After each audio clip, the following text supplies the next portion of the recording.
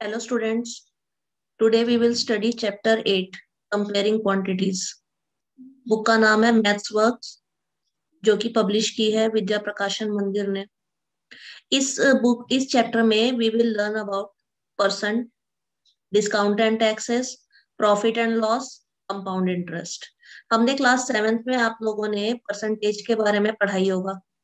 हमने ये भी पढ़ा था कि कैसे हम परसेंटेज को फ्रैक्शन में कन्वर्ट करते हैं, डेसिमल एक्सेट्रा में कन्वर्ट करते हैं. अब इस चैप्टर में हम परसेंटेज के बारे में और ज्यादा सीखेंगे. तो क्या है परसेंट? परसेंट क्या है कि जब हम किसी नंबर को हम क्या करते हैं, expressing number in percentage is a very common method used in the comparison of measure. जैसे कि अगर हम किसी दो या उससे ज्यादा क्वांटिटीज को कंपेयर करना चाहे या हम ये देखना चाहते हैं कि स्टूडेंट्स को कैसे मार्क्स मिले हैं एग्जामिनेशन में, तब हम परसेंटेज का यूज करते हैं. ये जो कॉन्सेप्ट है परसेंटेज का, हम बाइंग सेलिंग में या फिर इंक्रीज या डिक्रीज ऑफ पॉपुलेशन में भी हम कंपैरिजन का यूज करते हैं. अब हम इससे रिलेटेड एक प्रॉब्लम देखते हैं, तब आपको और बेटर वे में समझ में आ जाएगा. 40% of 25 students are good in mathematics. How many are good in mathematics?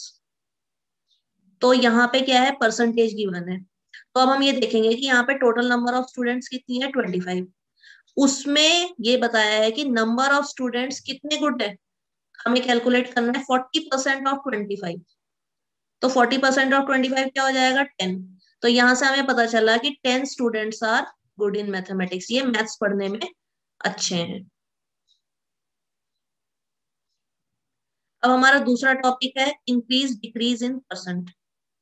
कई बार हम अपनी लाइफ में ऐसी सिचुएशन में आते हैं जहां हम देखते हैं, आपने देखा होगा मार्केट में कि there is 25% off on mark price या there is 10% increase in the price of petrol. Petrol के दाम बढ़ गए, तो उसको हम कैसे कैलकुलेट करेंगे, हम कैसे देखेंगे कि कितना इंक्रीज या कितना डिक्रीज हुआ.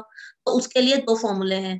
पहला, अगर परसेंटेज इंक्रीज होती है, ठीक है, तो उसमें है amount of increase divided by original quantity into 100.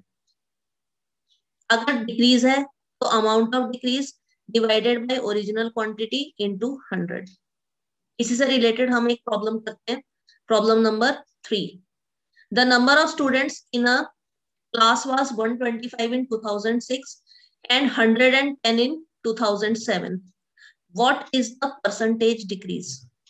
एक क्लास में 2006 में 125 बच्चे थे और 2007 में नेक्स्ट ईयर 110 हो गए. तो हमें इसमें ये कैलकुलेट करना है कि कितनी परसेंटेज डिक्रीज हुआ इन नंबर ऑफ स्टूडेंट.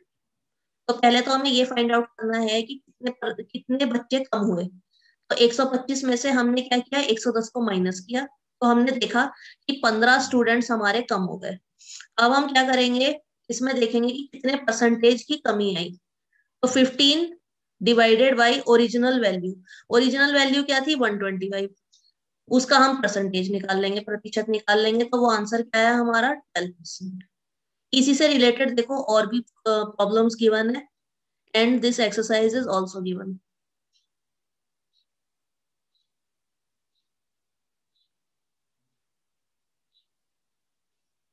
अब हमारा जो नेक्स्ट टॉपिक है वो है प्रॉफिट एंड लॉस, जैसे जिसे कहते हैं लाभ या हानि.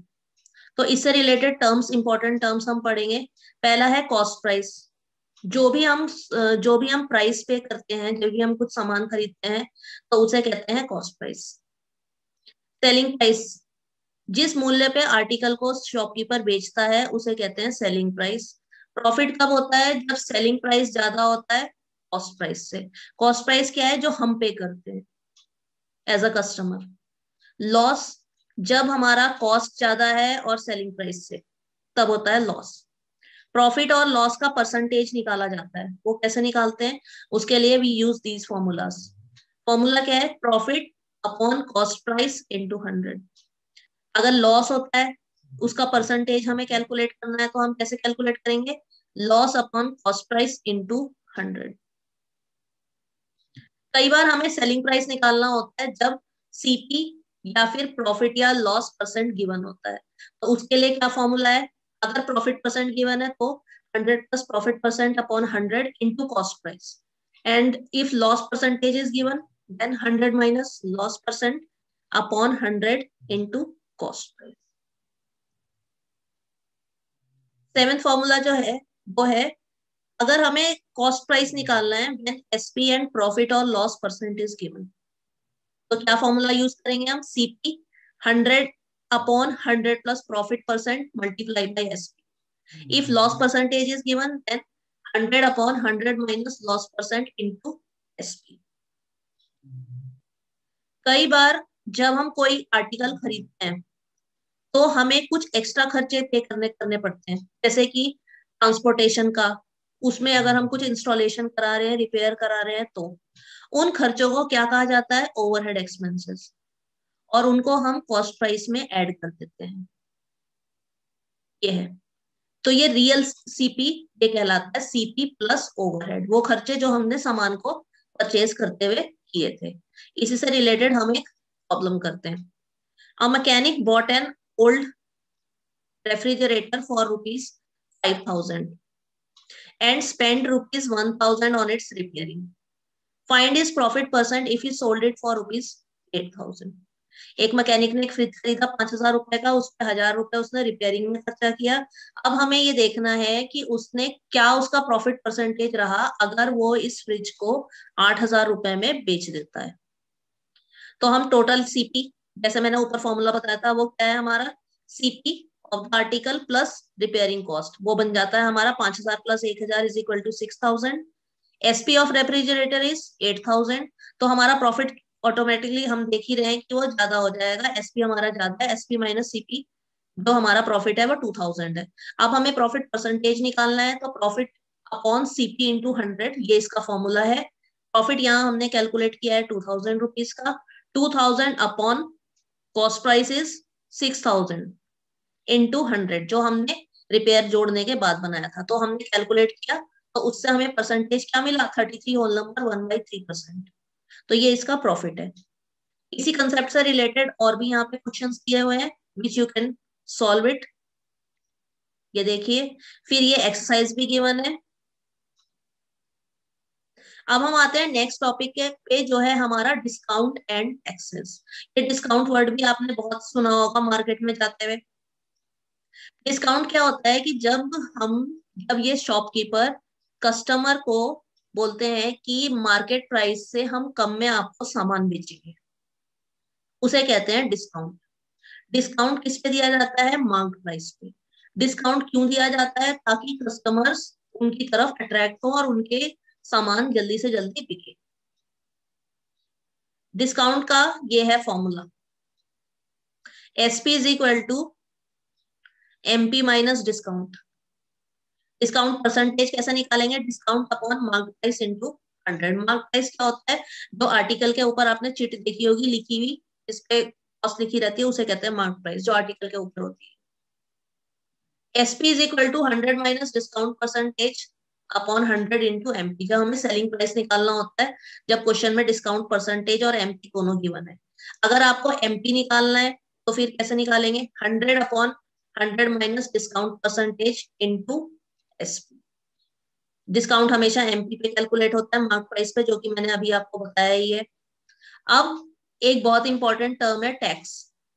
जब भी हम कोई आर्टिकल खरीदते हैं मार्केट से, हम एक एक्स्ट्रा अमाउंट देते हैं। आपने जीएसटी वगैरह के बारे में सुना ही होगा। तो ये टैक्स जो होते हैं कभी कभार मार्क प्राइस पे ही ऐड होते हैं। This tax is called as sales tax और गुड्स एंड सर्विस टैक्स। हमें एक्स्ट्रा पे करना होता है। ये टैक्स हमारी कंट्री के डेवलपमेंट के लिए यूज होता है। टैक्सेस आज, जैसे हमने ओवरहेड एक्सपेंसेस को सीपी में ऐड किया था, वैसे ही हम टैक्सेस को भी कॉस्ट प्राइस में ऐड करेंगे। इसी कॉन्सेप्ट से रिलेटेड हम एक क्वेश्चन करते हैं। अ dealer mark a refrigerator 20% above the cost price of rupees 8,000 and allow a discount of 10%. Find the selling price and the profit percentage. CP of the refrigerator क्या है? 8,000, और डिस्काउंट कितना है? मार्क प्राइस कितना है इसका? Sorry, 20% of the CP. तो mark price क्या बन जाता है हमारा? कॉस्ट प्राइस में 8,000 में हमने और 20% एक्स्ट्रा जोड़ा, तो that becomes our mark price 9,600। अब हमें क्वेश्चन में गिवन है कि डिस्काउंट किसने अलाउ किया है, 10% का। सेलिंग प्राइस निकालना है, फॉर्मूला लगाते हैं 100 minus discount percent upon 100 into MP. ये हमने कैलकुलेशन किया सब कुछ, तो हमारा एसपी क्या आ जाता है, 8640। अब हम प्रॉफिट निकालेंगे। प्रॉफिट एसपी इज 8640 और कॉस्ट प्राइस हमारा क्या था, क्वेश्चन में गिवन था 8000 रुपीज, जिससे हमारा प्रॉफिट कितना आ जाता है 640। अब हमें कैलकुलेट क्या करना है, प्रॉफिट परसेंटेज। फॉर्मूला क्या है, प्रॉफिट अपॉन सीपी इंटू 100। ये हमने फॉर्मूला लगाया and here we get the answer that is 8%। 8% हमारा आंसर है। इसी से रिलेटेड और भी क्वेश्चंस गिवन है और ये एक्सरसाइज गिवन है 8.3। अब हम सबसे इंपॉर्टेंट पार्ट पे आते हैं चैप्टर के, वो है कंपाउंड इंटरेस्ट। आपने सुना होगा इंटरेस्ट वर्ड भी। जब हम किसी से मनी बोरो करते हैं, पैसे उधार लेते हैं, तो बदले में हम उसे क्या देते हैं, जितना हमने अमाउंट लिया है प्लस साथ में हम उसे इंटरेस्ट भी देते हैं। पहले जो था, हमने पिछली क्लास में पढ़ा था कि इंटरेस्ट को कैसे कैलकुलेट करते हैं। सिंपल इंटरेस्ट को P multiply R into T upon 100, जहां पी को कहते हैं प्रिंसिपल, आर है रेट परसेंट, टी है हमारा टाइम। लेकिन bank, post office, money lending instrument, money lending institutions में इंटरेस्ट इस तरीके से नहीं कैलकुलेट किया जाता है। सिंपली हम दूसरा मेथड यूज करते हैं वहां पे कैलकुलेट करने का, वो है कंपाउंड इंटरेस्ट। इस मेथड में the rate of interest and the time interval for compounding are fixed. Compounding मतलब ऐड होता रहता है। Interest is calculated on the principal after the first time interval. पहले हम प्रिंसिपल पे इंटरेस्ट कैलकुलेट करते हैं, फिर जो हमने इंटरेस्ट कैलकुलेट किया है उसे प्रिंसिपल में ऐड करके दोबारा हम कैलकुलेट करते हैं। इसी से रिलेटेड हम एक प्रॉब्लम कर लेते हैं, तब आपको और बेटर वे में समझ में आएगा। Find the compound interest on 2000 for 2 years at 5% per annum. तो हमने क्या देखा यहाँ पे, हमें टी हमारा क्या है 2000, आर हमारा है 5% और टाइम है हमारा टी, दैट इज 2 years। तो हम पहले साल का इंटरेस्ट निकालेंगे, वो बन गया हमारा 100।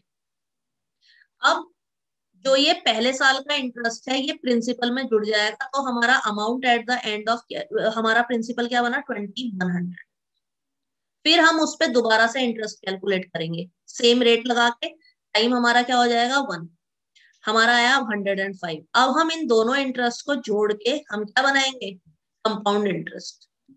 ये दोनों इंटरेस्ट हमने ऐड कर दिया, वो बन गया हमारा 205।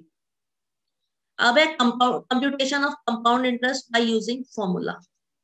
कई बार क्या होता है कि जो हमने ऊपर वाला मेथड पढ़ा है, ये अगर आपका टाइम पीरियड शॉर्ट है तब तो आप यूज कर सकते हो, लेकिन अगर लंबा टाइम पीरियड है तो हम ये मेथड अगर यूज करेंगे तो ये थोड़ा सा लेंथी हो जाएगा।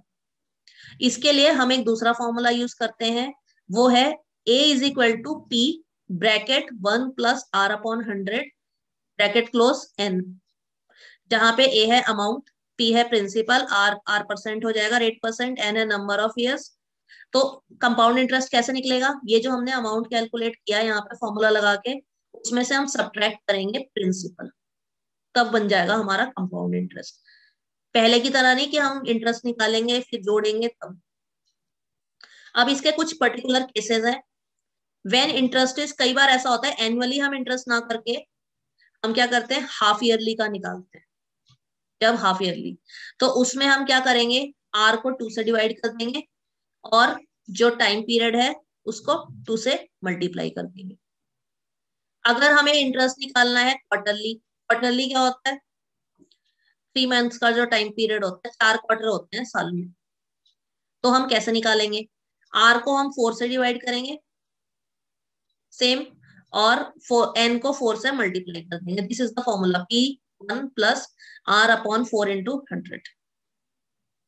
ये इस फॉर्मूले से, जो हमने अभी फॉर्मूला पढ़ा है, इससे रिलेटेड प्रॉब्लम्स है यहाँ पे। Find the compound interest on ₹1000 for 2 years at the rate of 10% per annum. Compounded यहाँ पे ये एनुअली है, तो हमने फॉर्मूला लगाया P1 plus R upon 100 bracket close N. तो P है हमारा 1000, 1 रेट क्या गिवन था क्वेश्चन में 10, 10 अपॉन 100, एन क्या गिवन है क्वेश्चन में 2, तो हमने ये कैलकुलेट किया, ये आ गया हमारा कैलकुलेशन के बाद अमाउंट 1210। अब हम इसमें कंपाउंड इंटरेस्ट का फॉर्मूला लगाएंगे a माइनस पी। तो हमारा इंटरेस्ट सब्ट्रैक्ट करके क्या आया, प्रिंसिपल था हमारा 1210। तो ये इसकी प्रॉब्लम्स गिवन है। जो नेक्स्ट प्रॉब्लम है जो मैं आपको करवाऊंगी वो है, इसमें क्या गिवन है, इसमें आपको, इसमें टाइम देखो ये है 6 मंथ का, और इंटरेस्ट जो है वो क्वार्टरली हमें कैलकुलेट करना है, जिसका फॉर्मूला हमने ऊपर पढ़ा था, जिसमें हमें रेट को किससे डिवाइड करना था, 4 से डिवाइड करना था। तो यहाँ पे पी गिवन है 12,500, रेट को हम डिवाइड कर देते हैं 4 से, तो वो हमारा 2% आ जाएगा। अब यहाँ पे क्वार्टरली, यहाँ पे टाइम पीरियड क्या है, 6 मंथ का, ठीक है।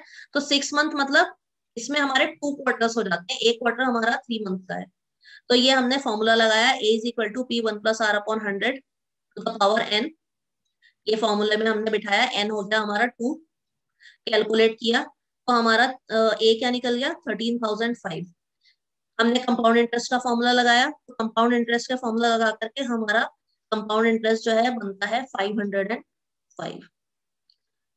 तो स्टूडेंट्स ये इससे रिलेटेड और नीचे कुछ क्वेश्चंस गिवन है, ठीक है, इसी कॉन्सेप्ट से रिलेटेड। अब हम इसमें देखेंगे कि कई ऐसे सिचुएशन है, रियल लाइफ सिचुएशन, जहाँ पे कंपाउंड इंटरेस्ट फॉर्मूले का यूज होता है। कहाँ पे, जब हम ये देखते हैं कि हमारे किसी भी सिटी का पॉपुलेशन इंक्रीज हो रहा है, या फिर depreciation, increase decrease in the population of a city और अ स्टेट, या फिर depreciation in the value of machine और द व्हीकल। तो हम ये देखेंगे, अगर हमारी रेट इंक्रीज, अगर इंक्रीज हो रहा है तो हम फॉर्मूला क्या लेके आएंगे, P 1+r/100n। और अगर ये डिक्रीज हो रहा है फिक्स रेट पे, तो हम प्लस की जगह सेम फॉर्मूला यूज करेंगे, प्लस की जगह हमें क्या करना है, माइनस करना है। इसी से रिलेटेड एक प्रॉब्लम देख लेते हैं। Value of a bike depreciate at the rate of 10% per year if it's present value is 65,000, what will be it's value after 3 years। Value of bike है हमारी 65,000, रेट है 10%, टाइम है n। तो depreciate का मतलब क्या होता है, जब भी हम कोई एसेट खरीदते हैं तो इसकी वैल्यू क्या होती है, घट जाती है। तो a इज इक्वल टू, हम फॉर्मूला नेगेटिव, क्योंकि ये वैल्यू डिक्रीज होने वाली बात है, तो हम फॉर्मूला क्या लगाएंगे, P 1-r/100n। हमने फॉर्मूला लगाया, वैल्यू ऑफ बाइक क्या है, 65,000। ये फॉर्मूला में हमने सब अपनी वैल्यूज पुट की, कैलकुलेट किया, लास्ट में हमारा आंसर क्या है, 47,385।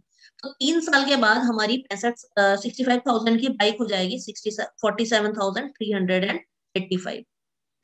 सो इसी से रिलेटेड ये क्वेश्चन भी है, प्लस ये एक्सरसाइज भी गिवन है। सो आई होप कि आप इसे सॉल्व कर पाएंगे। Thank you for watching the video.